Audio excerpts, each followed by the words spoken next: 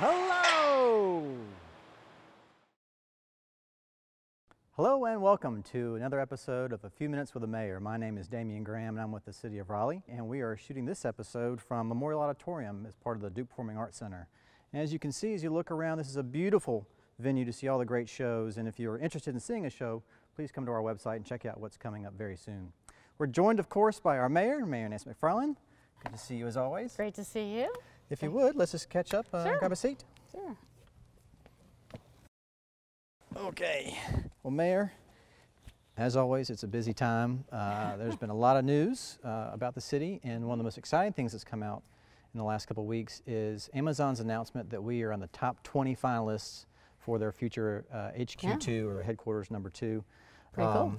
So were you surprised by that? I'm guessing not, but were you surprised by that? And what does that mean for Raleigh, that we're in the same categories as a Chicago or Boston or Austin? Well, I think it means that Amazon's figured out what we already know, which is we're a great place for business. And I think really the bigger message is we're a great place for businesses, whether you're as big as an Amazon or whether you're starting your own business or whether you've got a small business and you're hoping to grow it.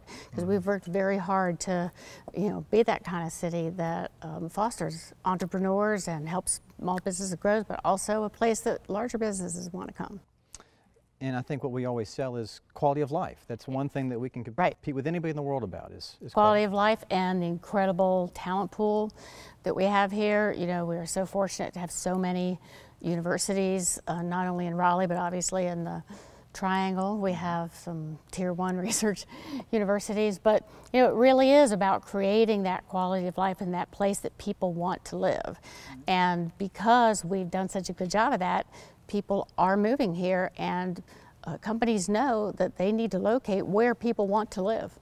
And I've heard you say this before, it's a great place to grow your family, your faith, or your business. Right. It is a great place to grow yourself, grow on your family. And I think that's one of the things about Raleigh is it's kind of hard to put a label on it or define it because it is so many things for so many different people. Absolutely.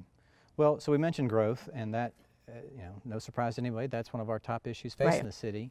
Since we're just kicking off the year with this newer council, what are some of the issues that we think we're going to face? Well, I think without a doubt, growth is our biggest issue. In fact, I got on the council 10 years ago, and so growth was our biggest issue. And we go through, these cycles of growth, and then unfortunately we had a recession, but it sort of refocused a lot of what the council was looking at. Now we're back into a very high growth period. And really the overlying question for us is, how do we maintain the character of Raleigh? How do we keep this place? We've created this incredible product. We've created this wonderful city that everybody wants to live in because they're all coming here, and that's a good thing. So how do we accommodate this growth in a way that keeps that we don't lose our identity? And, it's all about planning. It's all about deciding what you want your city to look like and planning to accommodate the businesses, the people. You talk about a large company like Amazon, but it's not just that big business coming, then it's all the hospitals get larger. We see more, grocery stores or barber shops or dry cleaners, all those other ancillary businesses, those smaller businesses that grow. So there's many, many pieces of it. Yeah, the growth is coming whether we want it or not, yes. And so we better be intentional about how we grow. Right, exactly right. So, in speaking about some of our neighborhoods, recently the council took action to name Oberlin Village as a historic district. What does that mean for Raleigh and certainly that neighborhood? Well, I think that as we grow, it becomes more and more important for us to really recognize our past, to really honor those pieces of the city that helped to create who we are.